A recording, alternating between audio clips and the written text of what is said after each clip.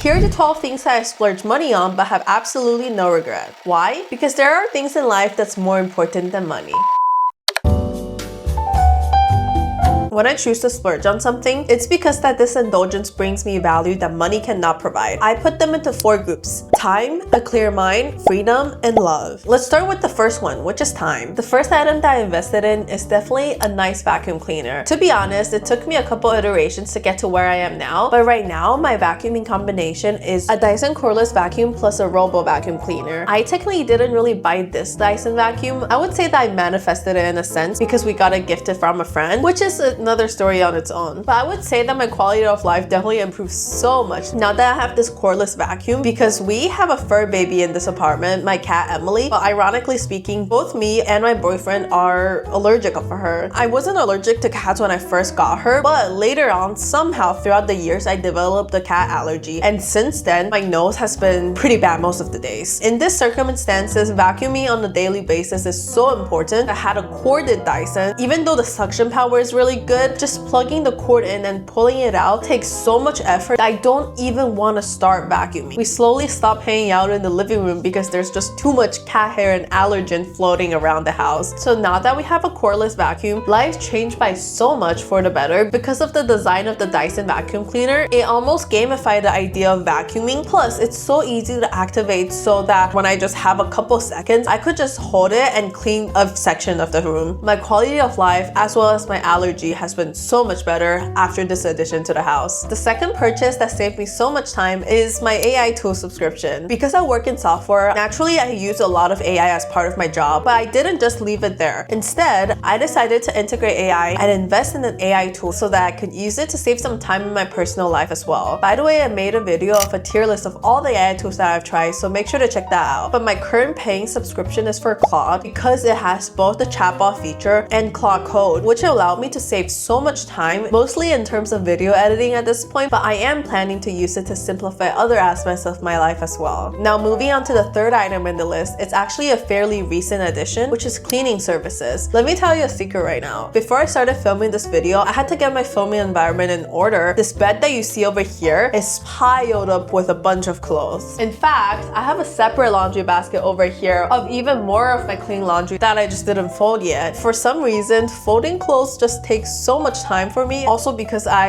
am pretty specific about how I want to fold clothes, so I kind of just also procrastinated. In addition to that, even though we try to keep our apartment as clean as possible, there's a couple corners in the apartment where we don't really get to in the regular cleaning schedule. So as a mid-year reset, we're gonna try to hire a cleaning lady, and if it goes well, we might even turn it into a more frequent routine. Investing money to improve the overall cleanliness of this apartment is definitely worth it. So those are the investments that help me save time. But before we move on to the next section, if you don't know me already, my name is April and I'm a 25-year-old software engineer living in Seattle, and in my channel, I try to blend my background in tech and my love for creativity to build my dream life one step at a time. So if you're interested in that, make sure to subscribe. And now let's move on to the next section, which are investments that I made that saved my cognitive overload. As you probably already could tell, I am a pretty busy girl, but on top of that, I seem to have a busy mind and I worry a lot. So I would happily make an investment if it would help me worry about less things at the same time. The first item in this category is Apple Cloud subscription. Before I had a subscription, I used to worry every single day about my phone storage. Back in middle school and high school, I have to go through my phone every single day to decide on what photos to delete so that I have more room to take more pictures. Once I started college, I decided that this is not a good use of my time, so I decided to start my first subscription, which is for Apple Cloud. Eventually, I had to upgrade to 2 terabytes, but right now, I haven't worried about deleting pictures for a couple years at this point. So even though it's still a subscription, I'd say it's still worth it. So on a similar note, the next item is also a subscription service, which is Orangetheory fitness membership. I tried my first class at Orangetheory as part of a challenge video that I made back in the days, but ever since I discovered it, I fell in love with it. So I'm currently on a monthly subscription plan that gives me 4 classes a month. And I'd say this is so worth it because I also have punch cards at a couple different gyms. And what I really don't like about punch cards is that I have this scarcity mindset. So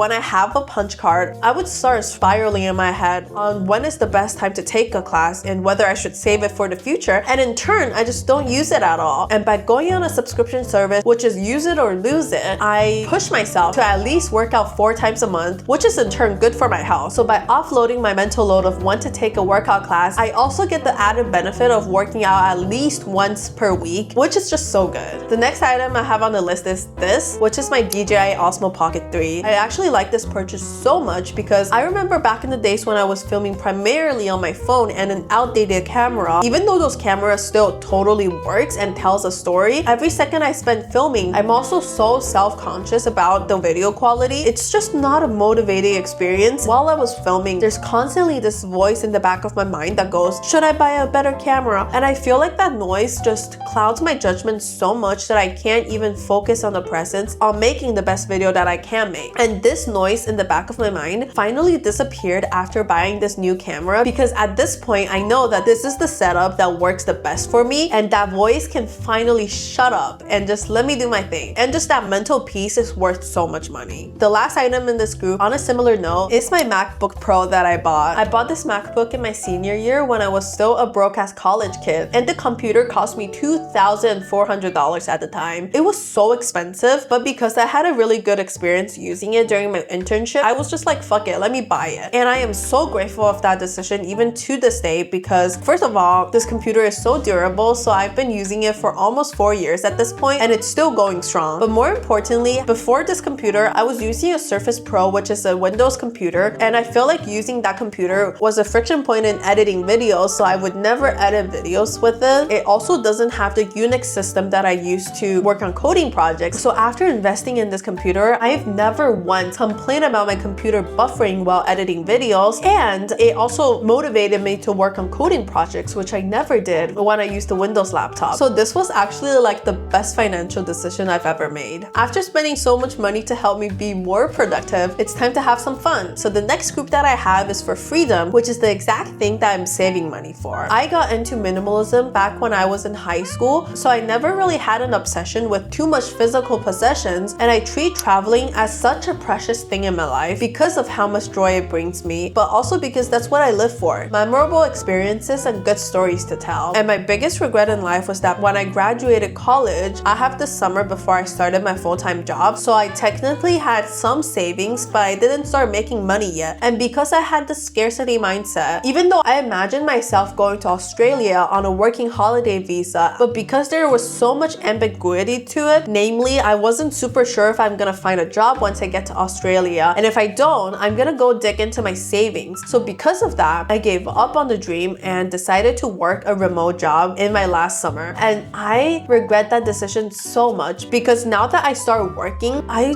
just never have enough PTO days for me to live in a foreign country for a couple of months. So now that I started working, I really make sure that I spend the time and energy and money to go on trips as much as I can. On a similar note to travel, the next purchase that I have is annual fee credit cards. I used to be like a cashback girly, but once I started traveling frequently, I started seeing the value in having an annual fee credit card because it makes traveling so much easier. Personally, my favorite annual fee credit card is the Capital One Venture X card because it gives me so many perks and benefits. For one, it gives me TSA pre-check, so I spend less time waiting in line. But more importantly, it gives me lounge access, and this is actually so valuable because on my 5-hour layover in Panama City, I went to Copa Airline Lounge. It was such a nice environment, and it helped me work on my videos for 5 hours straight, which is just so nice, especially because I had a 25-hour flight with 2 stops of layover that time. But one of my favorite features too is that the Capital One travel portal also has a price drop alert. One of the reasons that I hate booking travel tickets is because I feel like the plane ticket is too expensive. A lot of the times after I book my flights, the price drops and I'm like, fuck, but I already booked it. So I really like how the Capital One portal has a price drop alert. So if the ticket goes down in price by a certain amount, they will give me a portion of it back as a travel voucher, which is so helpful. It's sounding like a plug, but all of it is my personal experience, and I left a referral down in the description if you're interested in it. The next item that I have is such a life changer for me, which is my car. If you plug in the numbers for downtown Seattle, owning a car never makes sense financially. But the reason that I decided to buy a car anyways is because that it brought me so much freedom. Sure, I can just do car rentals and take Ubers all the time, but because the mind hates friction, it discourages me from going on little adventures, while having a car makes it so much easier for me to drive to other places whenever I wanted it. Since I went to high school in California, I used to drive a lot, and I really enjoy having to drive myself around because it's a really meditative experience as well. So by the way, if you're also looking to buy your first car soon, I made a video a year and a half ago for all the lessons that I wish I knew before buying my first car, but my budget has changed a little bit as well, so let me know if you want an updated version of that video. Once we have the time, the energy, and freedom, we now have the mental space for love. I mean, what are we living for if not for love? In terms of my physical possessions, I really follow Marie Kondo's principle and keep things that spark joy. Some of my favorite physical possessions tend to be high quality clothing items. For example, I splurge money on a couple hiking pants that's $100 each, and then I have my North Face backpack, my Doc Marten boots. All of those are pretty expensive, but at the same time, every time I put them on, it gives me so much joy. And I also splurge my money on my hobbies: rock climbing, paddleboarding, skiing,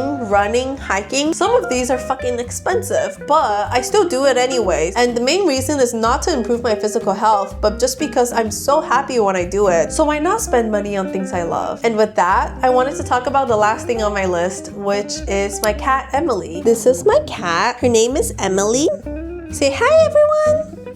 She's very sleepy right now. The first kitty that I ever adopted passed away within my first week of having her, so I wasn't planning on getting a cat. But it was such a serendipity that I happened to stumble upon Emily and I decided to adopt her. So it was a blur and I wasn't preparing for it. And in fact, because I was still in my senior year of college, having a cat meant a decent amount of financial responsibility. For example, I had to buy new cat food, accessories, toys, cat tree, and litter, and all of that was somewhat of a financial burden for the April who was a broke-ass college kid. But nowadays, I just see her as my family and I love her. And I also love how she taught me to be a nicer and kinder person. So I'm just used to having her around, and it's definitely worth every penny. By the way, I don't think I've ever gone through the calculation of how much it is for me to have her as my pet. So if you're interested in breaking down the budget of that, let me know and I can make a video on that too. But those are all the things that I have for today's video. Make sure to give it a thumbs up and subscribe to my channel, and make sure to check out this video over here, which is 26 things that I don't buy anymore in 2026. I'll see you next time. Bye!